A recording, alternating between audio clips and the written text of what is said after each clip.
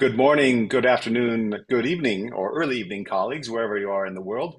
Welcome to today's webinar for the global launch of the call to action on strengthening water and sanitation regulatory systems.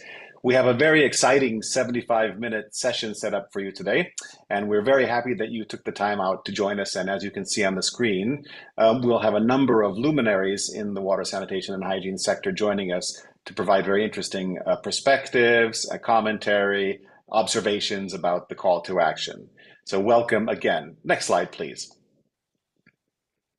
So just a little bit of housekeeping information as we get going. Firstly, this webinar will be recorded and made available on demand on the IWA Connect Plus platform and the IWA Network website with presentation slides and other information. The speakers are responsible for securing copyright permissions for any work that they will present of which they are not the legal copyright holder, and the opinions, hypotheses, conclusions, or recommendations contained in the presentations and other materials are the sole responsibility of the speakers and do not necessarily reflect IWA or WHO opinion. Next slide, please. Following up with a bit of additional information, you will note that today you will have the opportunity to use both the chat box and the question and answer box.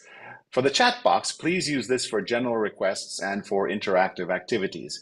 You will also find placed in the chat box from the organizers throughout the session various links to documentation that will be of interest to you. In the question and answer box, please use this to send questions to the panelists. We will answer these questions during the discussions. We have a liberal amount of time available for questions later on in the session, and we have a number of excellent panelists. So as you're going through and listening to their interventions, please do feel free to put your questions in the chat box, in the question and answer box, and then we'll refer those questions to the panelists during the Q&A section. Next slide, please. So now we would like to officially begin the global launch of the call to action on strengthening water and sanitation regulatory systems. And for this, we're going to welcome in the moderator, Mr. Robert Boss. Robert Boss is a senior advisor for the International Water Association, and as many of you well know, has a long history in the sector going back to the World Health Organization and other entities within the sector. So Robert, welcome to the webinar. We look forward to you taking us through. I do want to just remind colleagues that, of course, we are offering this in French and English as well. So please pick the language that you would like to hear. In your meeting or webinar controls, usually at the bottom of your screen in a black band with sort of a globe around it, you will see an interpretation icon. You can click on that, and that will be the language that you will then be hearing through the session. Again, this is an English and French session today. Optional to hear the interpreted language only, you can of course click mute original audio. Okay, next slide, please. And again, with that, we're very happy to commence with the formal part of our session today. And so I'm happy to welcome Robert Boss, Senior Advisor for the International Water Association, to be our moderator, as well as to present us with a scene setter behind the call to action and why we're all here today. Robert, over to you. Thank you very much, Dave, and greetings to all from the Netherlands. I'm here because last week in the Netherlands we had the IWA Health-Related Water Micro conference for the whole week.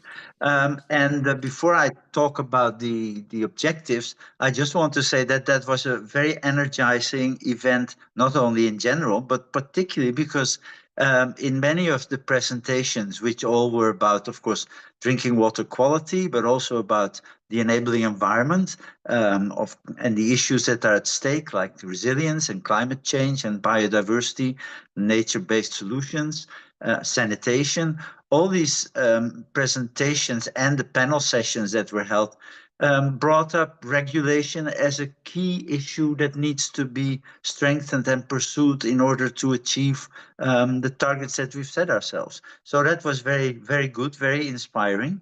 And of course, now we have this launch where we want to make sure that we work on the ideas that have come out of the discussions for this over the last sort of 1.5 years.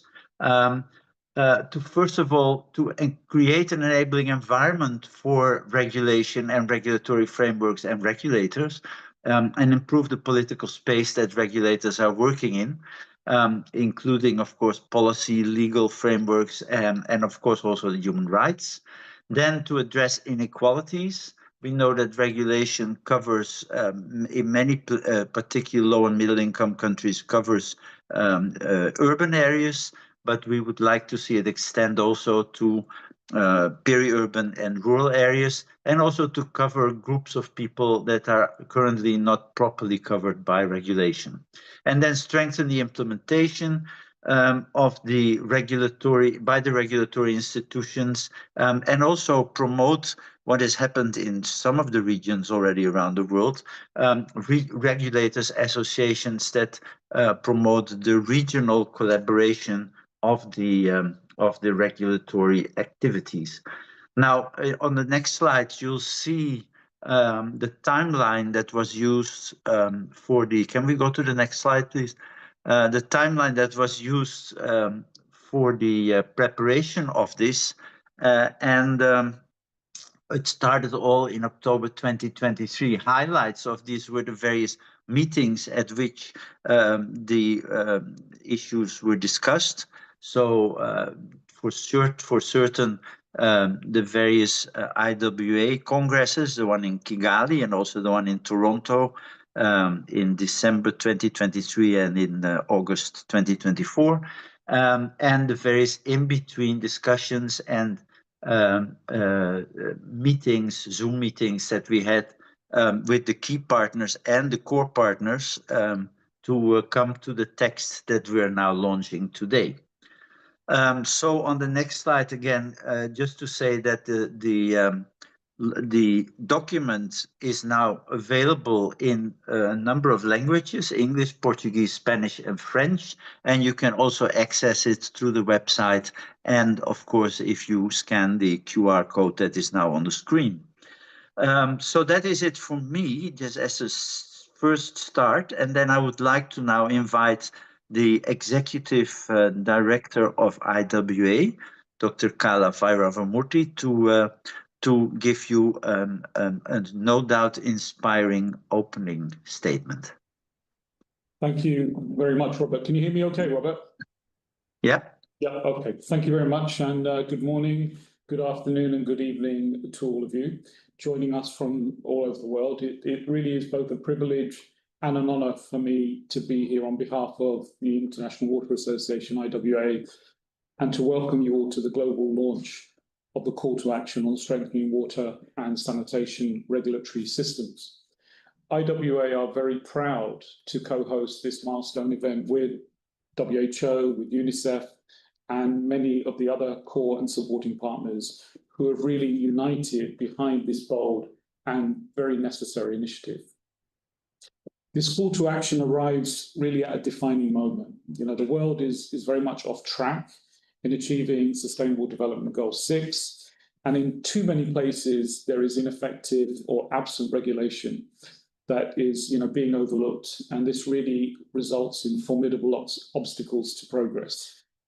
Without strong regulatory systems, we can't guarantee safe drinking water, we can't ensure equitable access to sanitation, and we can't build the resilient services that our planet and our future generations so urgently need.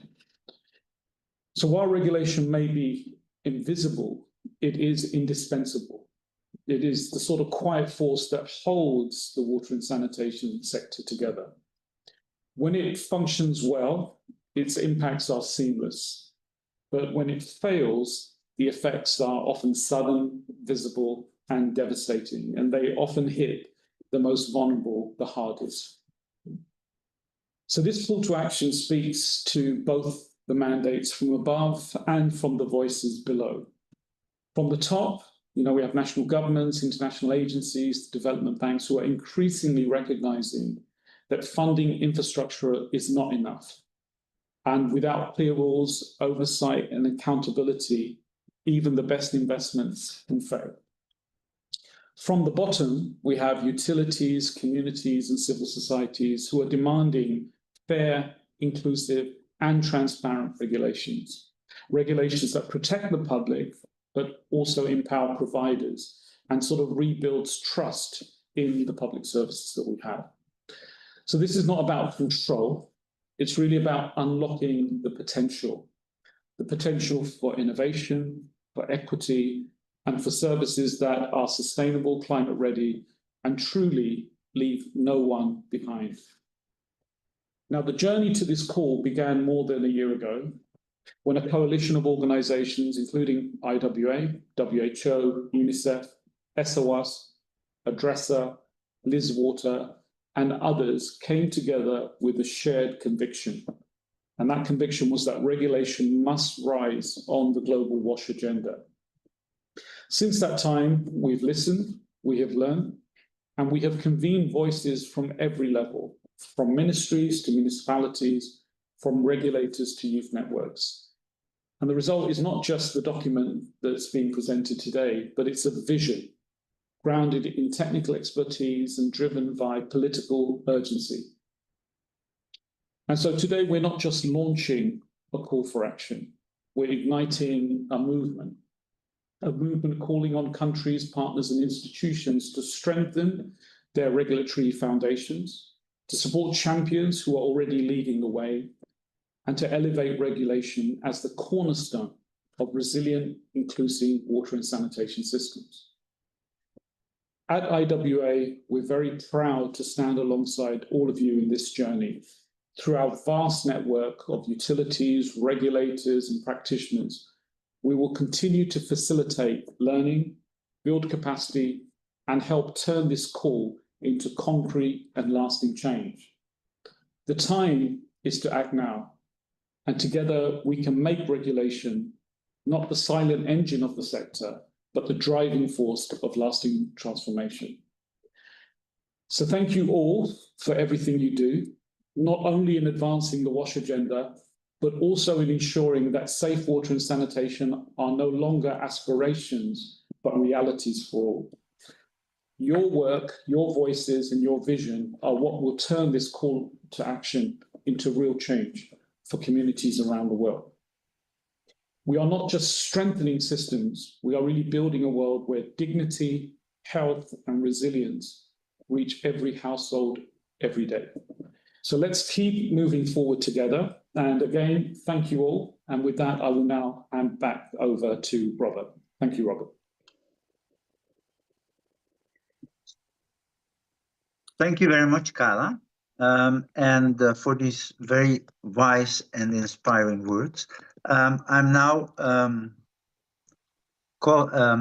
now proceeding with the video that we've received from Her Excellency Retno Marsudi, UN Special Envoy on Water, and we're going to listen to her words of introduction.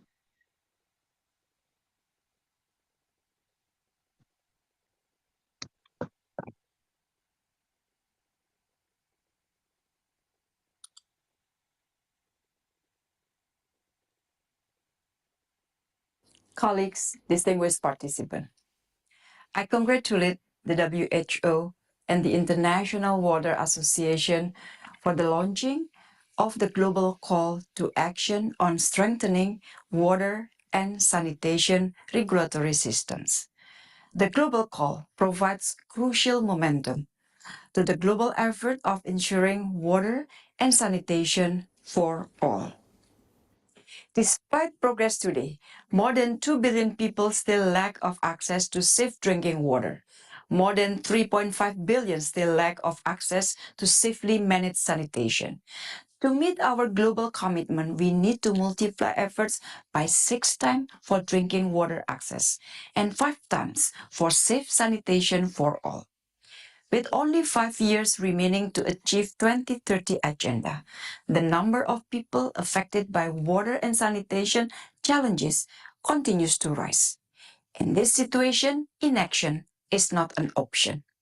It is time to deliver concrete action and ensure water and sanitation for all. Strengthened water and sanitation regulatory systems are enabler of progress in water and sanitation sector.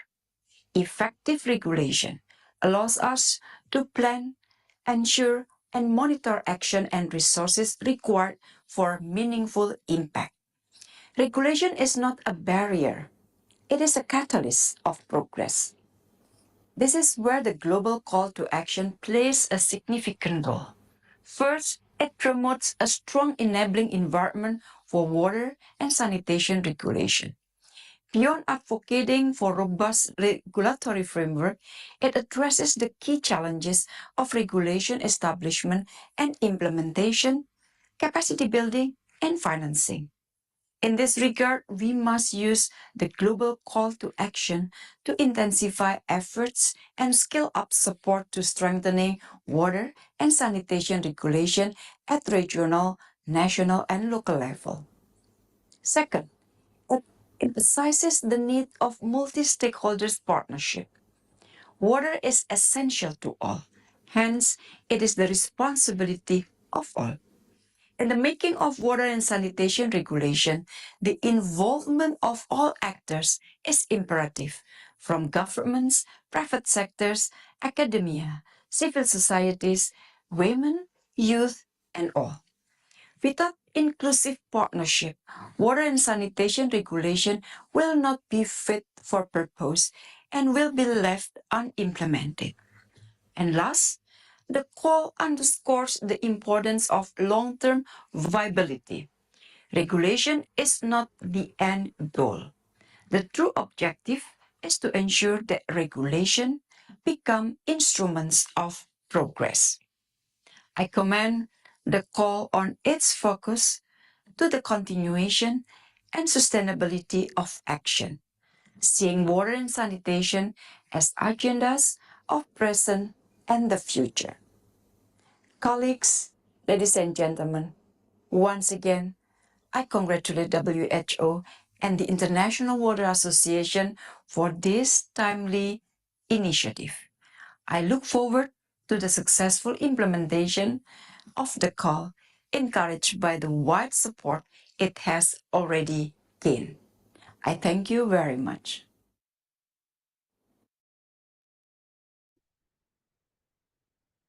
Okay, so after these words by the special envoy, we're going a little bit more into the meat of the project, of the discussions. And so I would like to introduce the panelists that we have asked to join us.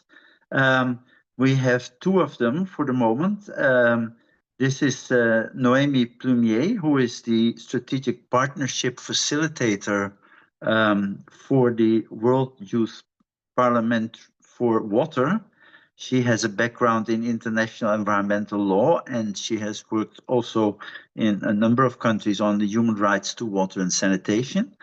And we have Yvonne Magawa, who is a regulator from Zambia. She has 18 years of experience in regulation, and she has been the driving force behind the ESAWAS, the regional association.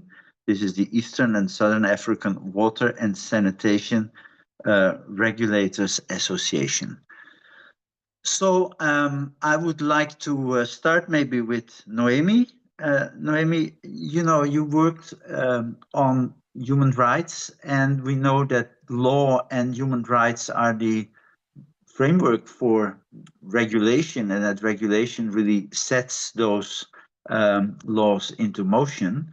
So can you tell us a little bit more about your experience in that and how you feel that the call to action will support both national laws to be applied more actively, but also how the human rights for water and sanitation are going to benefit from this call to action? Thank you, Robert. Yeah, okay. I wasn't able to activate my camera. Just a quick one. There've been a slightly misunderstanding about my title. I used to be the Strategic Partnership Facilitator for the World Youth Parliament for Water, but now I'm working as a Thematic Policy Officer for the International Secretariat for Water, which is same family, no problem. Okay. And indeed, yes, in that capacity, then I'm providing some more guidance on the human rights for our networks, which are civil society and youth network. And in this capacity, we joined this call to action. So now I'm going to answer your question. It's a privilege to be here with you, and thank you very much for inviting me. So I would like to then contribute in this discussion by enhancing on insisting on the importance of following a human rights-based approach, and most specifically by representing again the voice of young people and civil society that play a critical role in advancing this common vision while we are here and meeting today. So why do we need to follow human rights-based approach? Because first and foremost, let's all remember that access to water, safe water and sanitation, it's a human rights among many other human rights that are related to water and sanitation. We have the right to dignity, we have the right to health. Of course, WHO is here with us, very important. We have the right for housing and food, the right to clean and healthy and sustainable environment, which is one of the newbie in the list. So a rights-based approach to regulation indeed is not just a legal necessity. I would say it beyond that, it's also a moral imperative. And we all know that we are going through really difficult times respecting the basic rights in principle, especially in the space of the multilateralism. So why ensure that services of water and sanitation are not only technically adequate, but they also need to be equitable, inclusive, and accountable. And this embeds really into the core of the human rights to water and sanitation principle, which then allows which means that regulation needs to ensure availability, accessibility, acceptability, affordability, and safety for all, but particularly the most vulnerable ones. And you can read, this is in the general comment number 15 from 2002. Soon, 28th of July, we will celebrate the 25 years of the recognition of the human right to water and sanitation. So here we are together. But those obligations are for the states. The states have to have the obligation to respect, protect, and fulfill those rights. And therefore also all the actors that contribute to the water governance and safe management of water and sanitation. I don't know if I still have time to continue or if you Well, maybe you can say a bit more about this in the next round, but yes, let's also move to Yvonne and listen to what she has to say, because as the executive secretary of the Regional Association of Regulators in her region, it may be nice to hear to what extent she feels that the call to action can help her and the association in the work with their members in the region, and whether she already has seen some impact from the efforts that have been made so far to get this call to action a reality. So Yvonne, can I move over to you? Thank you, Robert. SOS is a network of water supply and sanitation regulators, primarily created for the East and Southern African region, but now we are going continent-wide. So we do have members that are beyond the region, Nigeria, Sierra Leone. And our main focus has been actually to promote effective regulation and also to build the capacity of regulators to deliver on their mandates. So the call to action for us is long overdue with regards to strengthening regulation. As has been said by the previous speakers, regulation must be seen as a catalyst to improve service provision. And the three key things that need to be dealt with in the sector are strengthening sector governance, increasing the resource mobilization, and strengthening institutional capacities. Now, regulation is playing that anchoring role to address these aspects in the sector. So having a call to action that tries to bring on board governments, development partners, and all other sector actors to really look at issues that can improve service delivery, the role of the regulator cannot be left out. So the regulator has a critical role to play in mobilizing finance for the sector with regards to the mandates that it executes. It also has a role to play in building the capacity of institutions to execute mandates and also to ensure the enabling environment is sound for the sector to make that progress. So in a nutshell, we're saying the call to action is beyond timely. It is really what is needed to ensure institutions, regulatory institutions, are well supported, well resourced, and put in a position that they can make the change that is needed for the sector. Thank you very much, Yvonne, and thank you for highlighting the fact that regulation is about catalyst functions, it's not about being the policeman. And so that, the role of regulators is quite a multitasking role to ensure that all the processes, the legal and implementation process around water and sanitation are done properly. And I wanted to ask Noemi, from that perspective, when you set priorities in the legal context and also in the context of the human rights to water and sanitation, how do you see the issues related to accountability and enforcement, and how do you feel these may be strengthened by this call to action? Noemi. Thank you for this question. So I just talked in my intervention about the criteria, and alongside those criteria, there are procedural rules, and those procedural rules encompass different principles from the international law, from the human rights law, but also from the environmental law. And this is where we cover, for example, the accountability that you just mentioned. It's also about the non-discrimination, the principle of non-discrimination, sustainability, access to information, inclusivity, public participation, which is in our case with the International Secretariat for Water, all the potential that we recognize on being side by side with CSOs, with our coalition, which is the butterfly effect, and that's why we joined the call, but also catalyzing the Global Youth Movement for Water, the World Youth Parliament for Water, and its national chapters, which are young professionals. And so we provide them structured platform actually to meaningfully engage in water governance and management. And it goes with the principle of participation, access to information.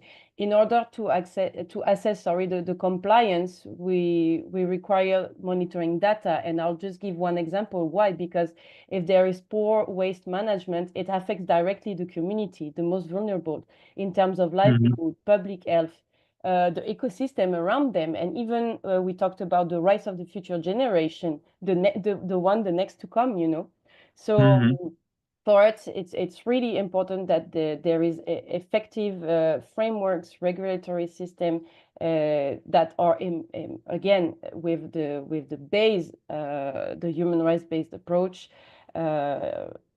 Yeah, so that was one example, but it's public participation. It's also required most of the time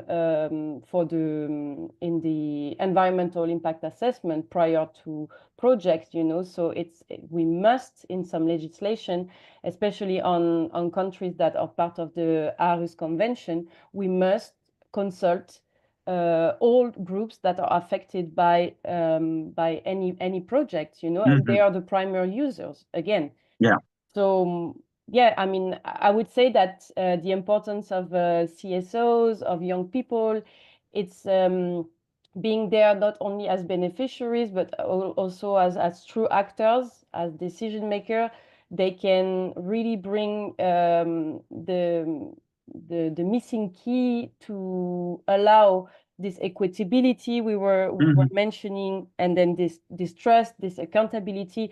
Often they act as watchdog, like they are the one that are aware even before when there is any issue. So there is a need to be always in conversation, in dialogue with them, and to reach, as Dr.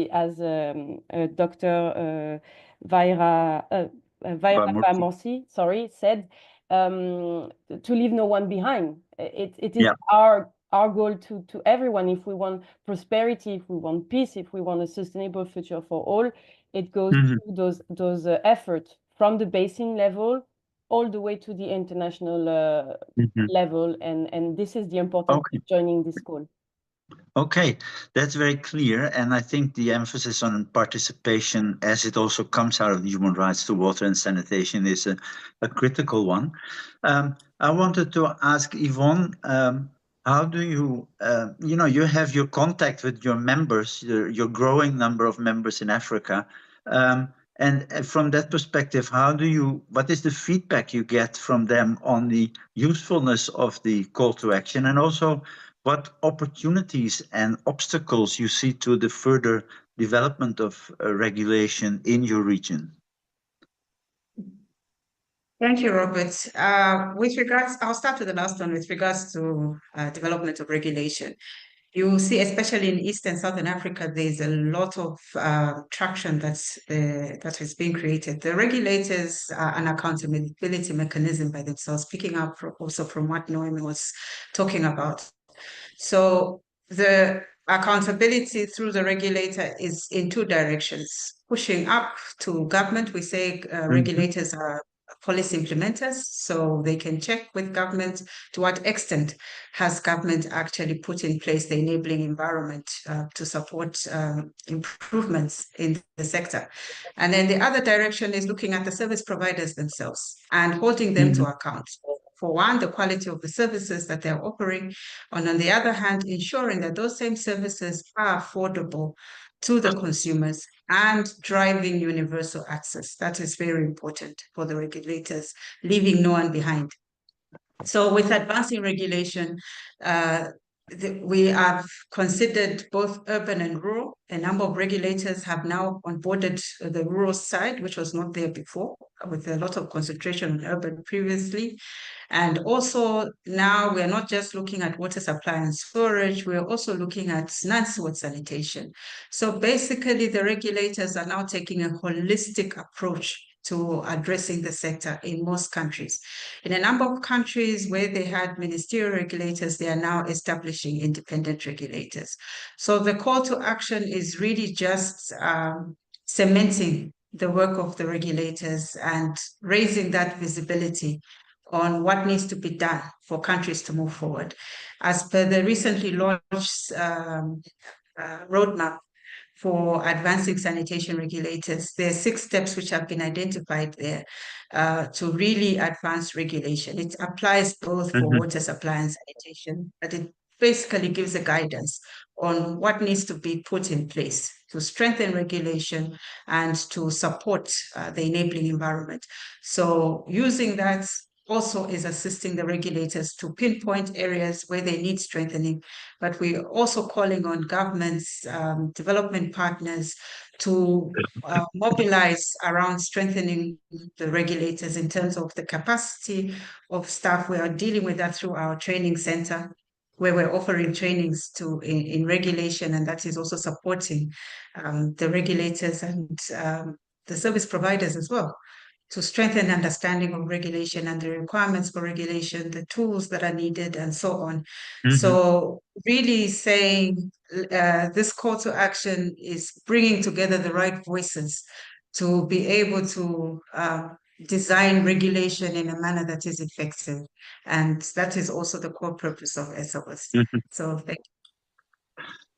Thank you very much, Yvonne. And I think at this stage, that is where I would leave it for this panel discussion. Thank you both, Noemi and Yvonne, for giving us some of the more salient details of how you're experiencing already the strengthening of regulation in your own context of work. Because this is underlining exactly what Carla was saying in the opening. It's not just a call to action, it's mobilizing a movement that will, for the coming years, hopefully support the strengthening of regulatory frameworks. So thank you to both of you, Noemi and Yvonne. And we move on. We have another speaker in between who will provide us with his perspectives on the call to action. And that is Gustavo Saltiel, who used to be with the World Bank in Washington and now is a senior expert in the field of water and sanitation. And I would like to give the floor to you, Gustavo, to give us some of your thoughts on the whole issue. Thank you, Robert. Good morning, distinguished colleagues. Thank you to the WHO and IWA for the invitation to participate in this call to action, a real honor. And today we stand at a pivotal moment in history. With 5 years, only 5 years remaining to achieve SDG 6, that is ensuring water and sanitation for all, we face an uncomfortable truth. We are not on track. I will first echo and not repeat what some of the previous speakers have said.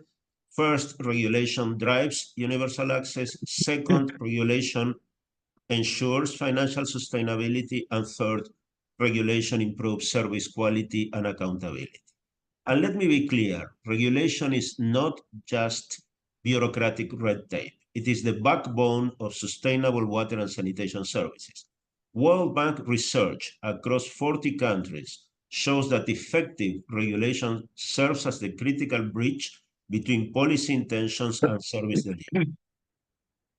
This has been confirmed by work done by many of the organizations represented in this call to action, and today, Aderasa, ESAWAS, IWA, Least Water, and others. But the focus of my intervention today will be on the crisis, and this is at the core of the call to action. First, we are not just facing a water crisis. We are confronting multiple interconnected crises that make effective governance absolutely essential. And I will briefly go through some of these crises. The first one, of course, is climate change, which is making water resources increasingly unpredictable. Regulation provides the framework for adaptive management, demand management, and resilient infrastructure planning. Without it, utilities cannot make the long-term investments needed for climate adaptation. The second one, of course, is rapid urbanization and the pressure it puts on the utilities to continuously expanding the services to new areas. Without regulation, there is no framework and there is no rationale for utilities addressing the needs of the new people coming to cities. Third, and this is sometimes not duly taken into account, fiscal and financial constraints. In the current multiple crises, in many countries, it means that public resources alone cannot finance universal access. Regulation is the key to unlocking private and blended finance by providing the certainty and risk mitigation that investors require. Fourth, political instability and fragility make regulation even more crucial. In conflict-affected states, like for instance Yemen, to mention one, even limited regulatory oversight of informal service providers helps maintain basic services and prevent health crises. This call to action represents our collective commitment to prioritize regulatory development as a cornerstone of the SDG 6 strategy. We must move beyond seeing regulation as a nice-to-have technical detail and recognize that it has the fundamental infrastructure that makes everything else possible. The choice before us is stark. Either continue with business as usual and watch SDG 6 slip further from our grasp, or embrace regulation as the game changer that can transform our sector's performance. The multiple crises we face are not obstacles to progress. They are urgent reminders that we cannot afford weak governance and ineffective service delivery. The time for action is now. The tool we need is regulation, and the goal we can achieve is water and sanitation for all. Thank you. Thank you very much, Gustavo, for these important points that you raise and looking at the sustainability of both the regulatory frameworks and their implementation. I was particularly struck by the fact that you also mentioned the need to bring in informal service delivery into the picture. And I remembered the work that was done in Kenya with Robert Kagubia, using the human rights to water and sanitation as an instrument to achieve regulation of informal service delivery. So very important issue. So now I think we move on to the next panel. And we want to bring in, as you've seen at the start, and Carla mentioned, there were some key driving agencies behind establishing and creating this call to action. But there were also many core partners who contributed and who we consulted at several occasions to make sure that we got things right in this text that we're presenting today. So we have two of them here today. One is a regulator from Palestine, Mohammed Hamadi, who is been working under, as you will realize, difficult circumstances, but who has been very much contributing his experience and his knowledge to this call to action. And the other is Neil Dodd, who is the head of the Aquafed, the Association of private water and sanitation providers. And the two of them will again talk about the issues that come up from their perspective when we talk about the implementation of this call to action. So welcome both of you.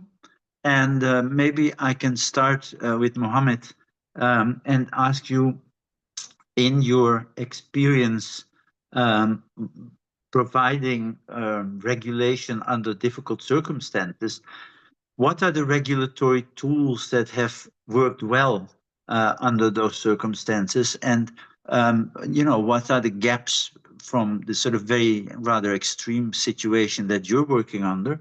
And how can that knowledge help to have other regulators in other countries where similar, let's say, difficult circumstances exist? How can that help them to promote the regulatory framework? Well, thank you, Robert. Good morning, good afternoon, good evening to everybody.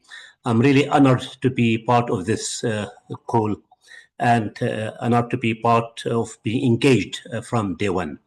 To respond to your question, from the day that the call was an idea, we have taken a number of measures in Palestine to maximize the benefit of the call and the added value. From day one, we have taken a number of, we thought as prerequisites in terms of we have made all our data as public and available through a platform. So any member of society can have access to add transparency to our work and to his service providers' work. At the same time, we have started engaging universities in terms of researchers, staff in data collection, data analysis, and research. At the same time, we have engaged civil society groups and local groups in the understanding of the relation between water scarcity, health, food scarcity, and climate change. At the same time, we have increased the reporting periodicity. We have maximized the reporting to the Prime Minister as well as to the Water Minister. Now, how can the call help us? I'm talking about two levels: the local level in Palestine and the Arab region level. I'm really honored to say that in the last Aqua meeting, the Arab water. The Arab Water Utilities Association board has taken a decision to proceed with establishment of the Arab Water Regulator Association.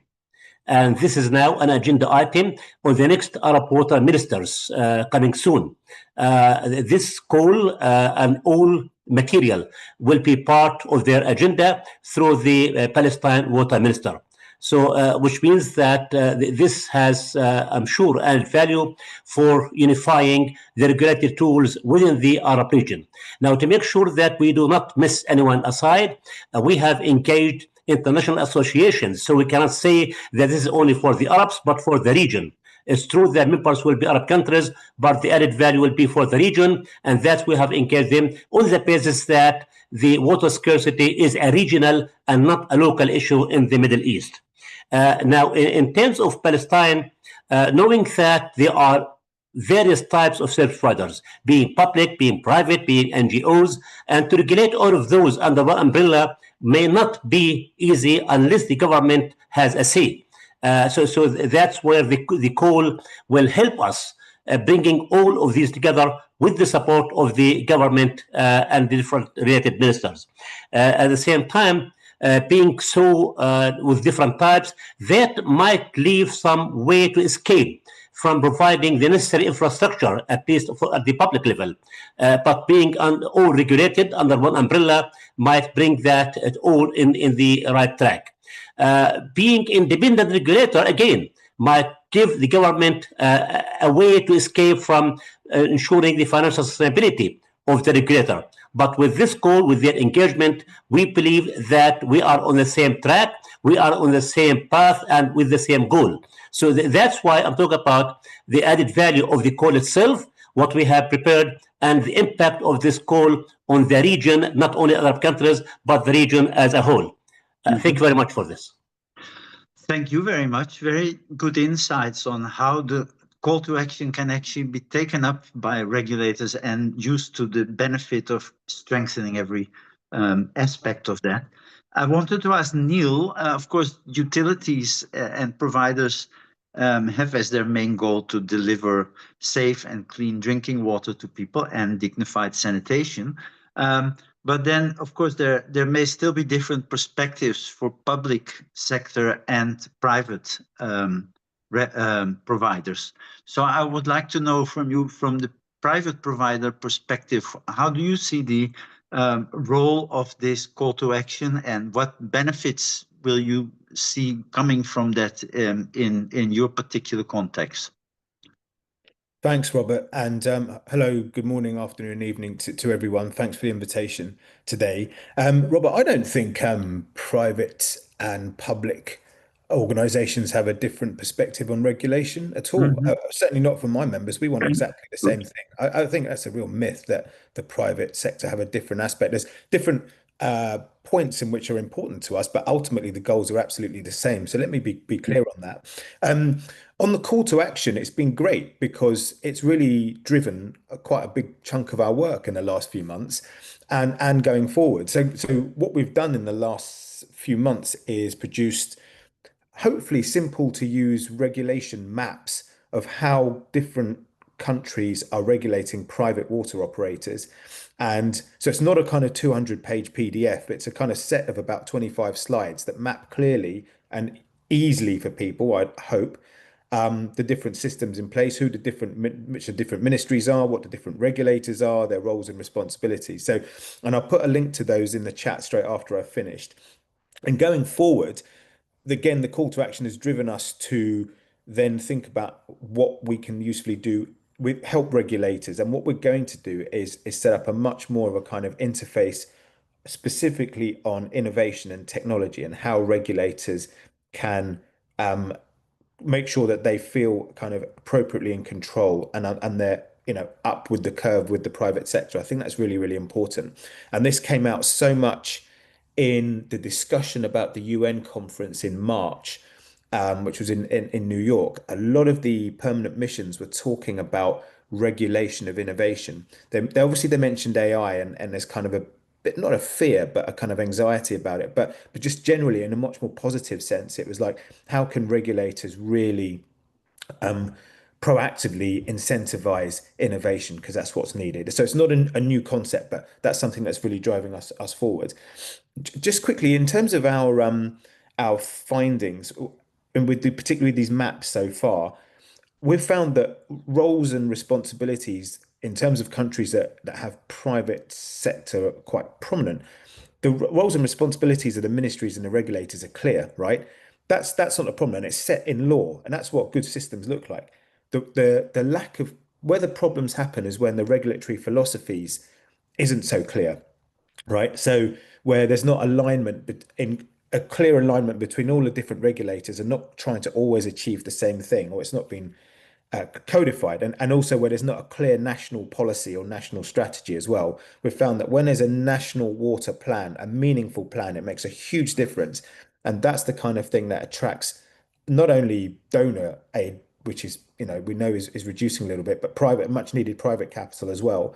Having a strategy in place really, really helps. But we've seen that even independent regulators sometimes are not ultimately independent. They are set up to be independent, but life takes over. And we see even in England, the problems that we've seen with Ofwat, but I feel, and I had some skin in the game on this, was that the regulator was too busy trying to fulfill a political objective, which was to artificially keep the tariffs low.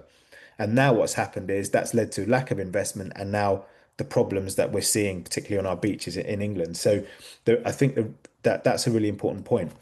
I'll be very, very quickly. Just another thing that we noticed in this work so far on the call to action is that a lot of people talk about regulatory data, but I think we've got to be really clear about data for who, right?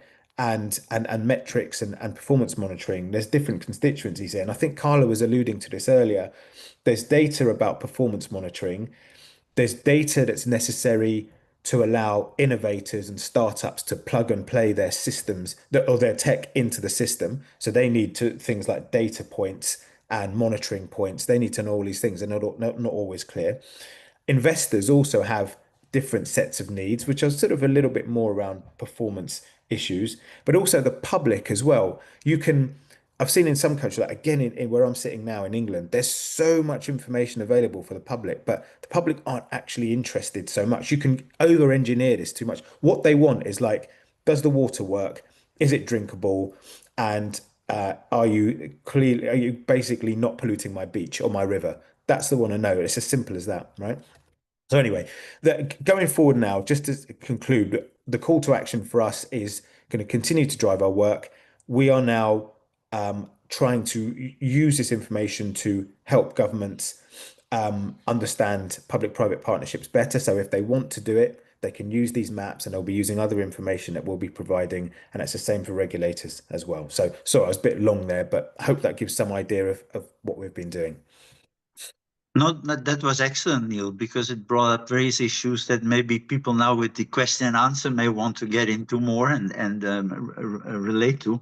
But before we go on to that, I just want, as a very quick thing, both to you and Mohammed, maybe first, Mohammed, you mentioned water scarcity as a major sort of issue that plays in your region. And last week in this meeting we had here, we talked a lot about resilience, and the issue came out that it's not, we tend to focus on climate resilience, but there are many issues that relate to resilience resulting to or reacting to other points that need to be raised. And so I wanted to ask you, do you feel that resilience comes out sufficiently in this call to action? And can you actually use the call to action to bring resilience, which is often a longer term issue too longer term for politicians? Does that come out well in the call to action, and can you use it to promote resilience issues in your regulatory work? Well, look, given the ongoing conflict in the region, and the long list of priorities now, and water access is a real issue now. Water scarcity is not scarce anymore. It's not there, at least in Gaza and part of the West Bank, and even part of the Arab region. That's why even with the impact on the ability of people to access, ability to pay for water services. So resilience is now have a much wider definition, at least in this region. What we have made in terms of data collection now is we had to come up with different tools, different collection tools, segment the country in different segments, different areas where we can group each in one category. But at the same time, as I've said earlier, we have started engaging civil societies, at least with us in universities, to outline what are the mitigation measures and how to be resilient in terms of not only security, but also water scarcity, food scarcity. So the engagement of civil society, researchers, students, that has an impact. And having the international donors and partners being part of the whole team, that again has made lots of impact. So it is the international donors, local associations, civil societies, NGOs, volunteers, all are joining forces at least to help the communities to be really able to come up with at least solutions that keep them alive. Thank you. Okay, thank you. And Neil, from your perspective, do you feel that the profile of resilience in this call to action is sufficient? It gives you an instrument by which you can then promote the relevant points in your community? Yeah, absolutely, 100%, Robert. I do. And I feel it's actually enabled us a little bit to be a little bit more bolder on things. So, for example, what I'd like to be getting into, it's part of our plan in the next few years. I'm hoping people like Yvonne and others will from SOS will work with us on this, is to think about how regulators, again, I mentioned about innovation, because without that, we're not going to be as resilient as we need to be. So how regulators can incentivize innovators even further, but also looking at things like sector skills, right? Because again, if we don't have the workforce to do all these things that we need to do, then we might as well give up now, right? So, and that's something, there's a few issues like that, for example, how we'd like to work with regulators more in the next couple of years about how we can encourage utilities and other service providers to overall make improvements in their skills, particularly bringing on the young people and the young stars of the future. And I think that's actually a regulatory issue. Well, we think that, and we're going to try and drive that forward. So yes, short answer, Robert. It's definitely about resilience, and this has really given us a really massive push and drive. So thanks again to the IWA, WHO, and others for doing this. Thank you. Okay. Thank you very much, Neil and Mohammed, for your valuable contributions. It's been really good to get those perspectives also out and further encourage people to take up their active role in promoting the call to action. And so now from here on, we move to the question and answer. And I know that Isabella has been writing on the chat to see whether she can evoke people to actually put some questions and answer. Isabella, can you help me and let me know what sort of questions we have collected at this point? Yes, Robert, I can. So we have one saying like, however, are we preaching to the converted? Are we talking about only with top-level support for regulation? What initiatives are being implemented to ensure political figures have an increased understanding of the importance of regulation, and what steps are required to meaningfully strengthen regulation? Oh, that's a whole series of questions. Maybe I can first go to Yvonne to address some of these issues that Isabella just raised, because they seem to be at the heart of what you're doing with the association and with your own work as regulator. Yvonne? Yeah, thanks, Robert. We are doing quite a lot. And as I said, we have established a training center for capacitating sector actors in regulation. So not just the regulators, but beyond the regulators. Also, in addition to that, and I'm happy to take up that opportunity, Neil, hearing from you and what we can do with increasing capacities. And also, in addition to that, we are also very strong on developing regulatory frameworks, regulatory tools that are taken up by several countries. And that is also helping to accelerate the ability of the regulators to deliver effective regulation. So I don't know if I missed something, Isabella, in what you there on that question, but that is what we're doing. I think that you covered everything, Yvonne. Robert, you're muted.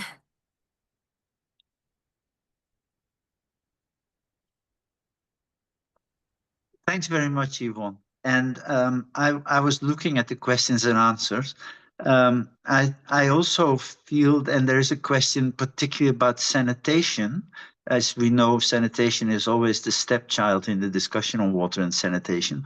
So I'd like to ask some of the panelists maybe to say something about whether they feel the call to action addresses the regulation of sanitation in a sufficient manner so that there can be a bit of a catch-up for sanitation in that connection. Maybe I can ask Mohammed first, because he's close to what's happening, and sanitation is an important issue in your region. Is sanitation regulation, does the call to action offer an opportunity for gradual strengthening, particularly of sanitation regulation? Well, thank you. Just let me add one statement what Yvonne has said. In our case, we have prepared an incentive program for service providers, and that's implemented now. At the same time, we have made a joint force committee between Ministry of Finance, Ministry of Local Government, Water Authority, and the regulator to address and support the service providers and meet their expectations, includes capacity gaps. Now, in terms of sanitation, yes, we have taken that seriously, and we handle sanitation completely as water. The only gap is reuse. That's not very much yet addressed in the way that we like, but the number of variables and indicators that we have taken for sanitation is almost the same as water, as I've said. But in terms of reuse, we are still working on that, and we are looking for those countries who have really proceeded and made experience in regulating reuse, if we can join forces or learn from them. Thank you. Thank you very much. And last week here in the Netherlands at this meeting, we had a discussion on the update of the WHO guidelines on the safe use of wastewater in agriculture and aquaculture. The old ones from 2006 make it a very complicated story, and I think also complicated for regulators to work with. So there will be a new version being developed very soon and hopefully available, taking into account what the needs are of regulators to work in that area. There's also a question here about the positioning of service recipients. This comes from Bangladesh. The position of service recipients in the overall development of regulatory frameworks. Are we listening to them enough? How can we make the regulation development process more demand-driven? And maybe that's a question I would like to pose to Neil to see what your thoughts on that are. Yeah, that's a really difficult question to answer. Thanks, Robert. No, I'm joking. I think in some places, again, okay, we'll look at some systems, again, where I sit in UK, and I think this is the same for most of Europe, is that the public definitely have a voice, and they definitely are included and they're involved. And there's all sorts of systems in place. For in England, they're asked about willingness to pay, for example, before plans are set between the private operators in that case. So there are some places where it works clearly, but I'm still not convinced that we really truly understand exactly what it is that, and the points where people want to be involved, quite honestly. And then it can happen quite on. Also, I put the responsibility on the public a bit more anywhere in the world, because they're quite passive on water issues unless there's a problem, right? And suddenly it's like, whoa, what the hell's going on here? Yeah. So I think that it works both ways. But I've seen in other countries and other systems around the world where public clearly and the users have absolutely no say whatsoever. That the human right to water and sanitation is not enshrined in law. And even when it is enshrined in law, there are no actual mechanisms to then put that in place, right? So with all the will and the shiny tags in the world, like, a human rights kind of enabling legislation, it's really implementing what matters. I think sometimes an example of good practice, Robert, just to finish, is in some countries we have seen, not just in England, but there's kind of like a user council for water, for example, or users have a voice, an official voice into the system that's set again through regulation or law. It's something, it can help, right? It's not the be all and end all, but it can help. Okay, thank you very much for that. Of course, we listen to this about regulation and focus on drinking water quality and service delivery quality. But there's also the fact that the community of regulators is quite a diverse one. We're not only talking about water and sanitation regulators, we also have environmental, economic, and a host of other regulators. And I wanted to ask Noemi, from your background,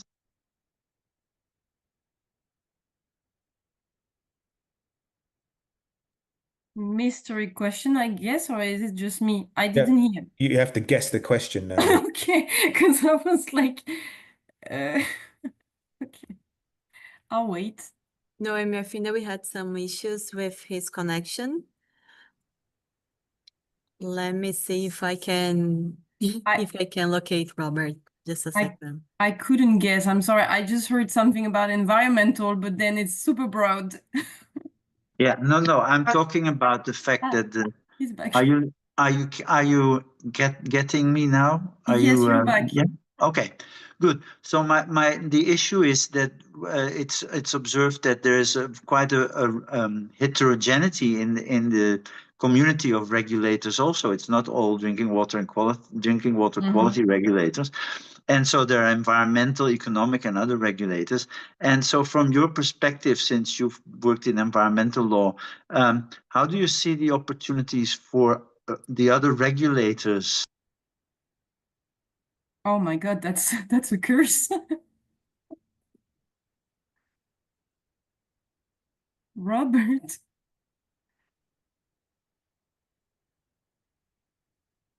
I guess it's about collaboration in between different regulators and different sectors on making sure that, I mean, I would try to guess this question.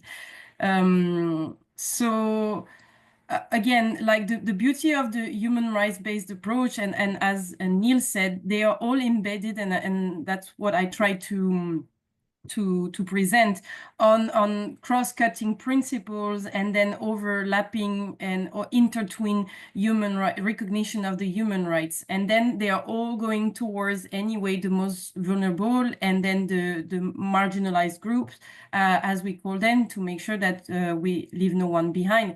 And by focusing on those groups, then we have an emphasis on a broader spectrum of the population and therefore the users. So to answer your question, I mean, I think what is needed is also more cross-sectoral collaboration. We've been saying that. I'm one of the youngest here in the call, and since I've been around in youth activism, I've been hearing all of you saying that we need to bridge the sectors, we need to break the silos, and we know SDG 6, it's at the core of all the other SDGs. We know human right to water and sanitation is intertwined with all the prior human rights recognized, but also the newest one, healthy, clean, and sustainable environment. So I think there is a need for more dialogue in between the different regulators, but also that more dialogue in between the technicians, as Neil answered in the chat to someone called Iman.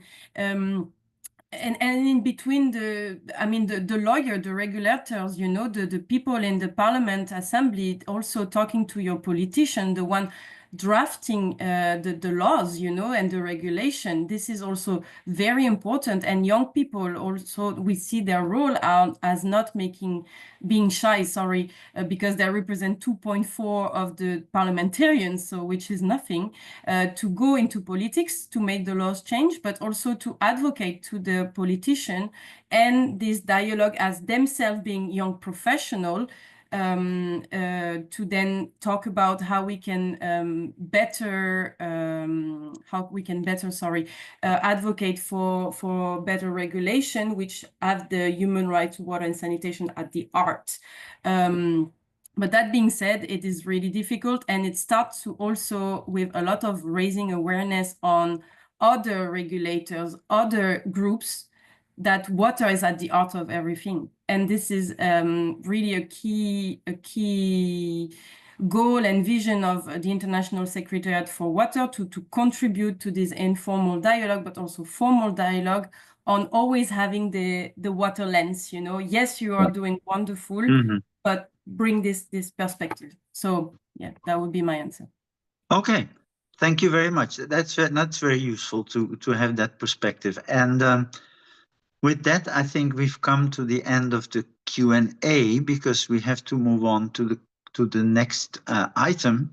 And one of the last questions I saw on the Q&A was, where do we take things from here? So I want to thank again the 4 panelists for their responses to these Q&A questions, and then move on to the next agenda item, which is the roadmap, and where we'll then hear indeed where we go from here now that the call to action has been launched. So I think I hand over, is it to Bruce? It's over to me at this moment, Robert, David from WHO. But I just wanted to say huge virtual applause for you for such a heavy load of moderating and facilitating really wonderful questions with our excellent and dynamic panelists. So much good information. And for those of you who have posted questions, Robert did get some of them to the panelists, and we will respond to them with a document following this webinar. But again, a huge round of thanks to Robert for leading us through with these really wonderful panelists. So what I'll be presenting here just before we go to the closing moment with Bruce Gordon from WHO is a little bit about the roadmap for advancing sanitation regulation. Sanitation was discussed a little bit in the last session, but the reason we wanted to mention this roadmap is because it's new and it can exemplify how under the call to action as an umbrella for advocacy and communication, we can sort of take the call to action forward. So the roadmap for advancing sanitation was developed by WHO with support from UNICEF, SOAS, and WASUP, Water and Sanitation for Urban Populations, and it was launched a little bit earlier this month. Now, it was developed in order to respond to a key highlight from the GLASS data in the last GLASS cycle, and that is that regulation for sanitation, especially for on-site systems, is really lagging behind. And in fact, GLASS also notes that where there are strong regulatory systems and strong regulation, progress against WASH targets is much quicker. GLASS, of course, is the WHO-hosted UN Water Initiative to monitor the enabling environment for SDG 6, specifically targets 6.A and 6.B. On the means of implementation. So the roadmap is designed to help countries move from having little or no regulation to functioning high-performing systems. And it has a lot of very good real-world examples from Africa, Asia, Europe, and Latin America, sourced from hundreds of our colleagues from around the world. So it is really state-of-the-art. So it's a practical tool that, again, can be used kind of under the umbrella of the call to action as an advocacy instrument. Particularly the call to action's encouragement to develop context-specific national regulatory roadmaps and to build shared understanding across sectors. So next slide, please. So what you see here is the key framework to the call to action. It's structured, to the roadmap. It's structured around 6 core steps that are critical to strengthening sanitation regulation. And if you go from left to right, numbers 1 through 6, you'll see that these range from legal review and institutional frameworks to accountability mechanisms, data systems, capacity building, and adapting to emerging challenges like climate change. In the roadmap, each step is supported by practical examples and guiding principles, and countries are encouraged to use the roadmap in a flexible, context-specific way. In fact, even though these steps are 1 through 6, it may be that in a given country, step 4 is where to really start, or in another country, it could be step 2, and it's an iterative process. So it's not a checklist, but it's a strategic guide that can be adapted to each country's starting point. Next slide, please. So how does this connect again further with the call to action? Well, the call to action asks us to move from commitment to implementation, and the roadmap is an example of one of the tools that can help us do that. Many of the organizations involved in developing the call to action and also in this call tonight also have their own tools. Countries can use the roadmap to build or refine their own national regulatory plans for sanitation, just as the call asks for measurable, context-appropriate roadmaps. By sharing case studies and using peer learning platforms, you can also contribute to collective progress. WHO hosts one such platform, RegNet, and IWA and others do as well. And most importantly, the roadmap helps us link regulation with broader goals, such as equity, climate resilience, health, topics touched on today, but also which are central to both the roadmap and to the call. So you see the URL and the QR code for the call to action, and we hope you will find it useful on its own and in the context of the call to action. So with that, we'll turn over to our final speaker to close out the session for us today. I'm very pleased to introduce Mr. Bruce Gordon, who is the unit head for the Water, Sanitation, Hygiene, and Health Unit at the World Health Organization. Bruce, over to you. Okay, thank you very much, Dave, and thanks everyone. I just wanted to leave the audience with three thoughts, and the first I think is quite a simple one, and that is, it's an amazing consensus that I think we all see here. So everyone, and there was a comment about preaching to the converted. I guess everyone is converted on this call, and I'll get into what we do next. But this issue that regulation is a cost-effective mechanism that helps investors, it helps service providers, it helps advocates of human rights, it helps those that care about the environment. There is an incredible consensus from a diverse group of stakeholders, and we've heard that. So that's the first point, and a simple one, but I couldn't help but notice that that we have many issues in the wash sector and the health sector that people are disputing, and what's the best way to go about business, but this one certainly is not. And in fact, that's why I think there was about 40 plus organizations involved in this call to action. It was actually quite easy to get people to come together because people were already doing things in terms of their own institutions. But the second point is, why are we doing this all? Why are we having a call to action? And the answer is very simple. We're trying to bring this message, especially to governments, to ensure that there is an investment in that enabling environment that allows regulators to function properly. So it's about extending services to areas that aren't being regulated properly, and it's about improving the quality of regulation. And regulators themselves have certain constraints in terms of funding and in terms of capacity that I think are being solved by many, but unless we get governments involved and attentive, then those sort of overarching legislative actions and policy actions at a higher level, those are the ones that we need to see. People have talked about that. So what's next? Is this, we offer this call to action. I think someone in the comments had mentioned, is it the end of the line and then over to everyone else? And to some extent, I think it is over to everyone else in the sense that if we look at the major actors here today, whether it's IWA, whether it's UNICEF and their WASP, REG, whether it's Liz Water, whether it's the regional regulatory associations like ESOWAS, there is like a profound amount of attention already being kind of taken through everyone's own constituency groups. And so if you have a development bank that's very taken by this, and we talked to many of them, and they may be on the call, we're going to see increased political interest. And when we look at the conferences coming up, particularly the UN Water Conference in 2026 and its preparatory process, that is a member state process. And so we will be seeking ways to ensure that member states who are already interested in improving regulation will take that up in that debate. There's there's many international events that are happening, and the idea is mainstreaming regulation, which is already happening with all of them. So having said that, I don't think it's a matter of stopping a kind of, let's say, a global structured, guidance toward this in support of this call to action. That will continue. But unless all of us are able to kind of promote it through our own constituency groups and our networks, then we're not going to reach the governments and the politicians that are our primary audience. So we're relying on you. We're relying on ourselves. But I wanted to then move to thank everyone, because you will hear more from us as we move forward in the year. But I would like to thank all the panelists. First of all, it was very interesting listening to your insights and hearing the consensus and specific views. Robert, thanks for the moderation. Dave, others in the prep process. And really, most of all, and I'm not going to go through the list, but just thanks to the 40 plus organizations that we've talked to that were really supportive of this call to action. And I think that everyone among those 40 were very much cognizant that unless this is mainstreamed among all of us, it's not going to go anywhere. And as Gustavo, maybe I'll end with his words, and I think some others have said it, we are at a pivotal moment.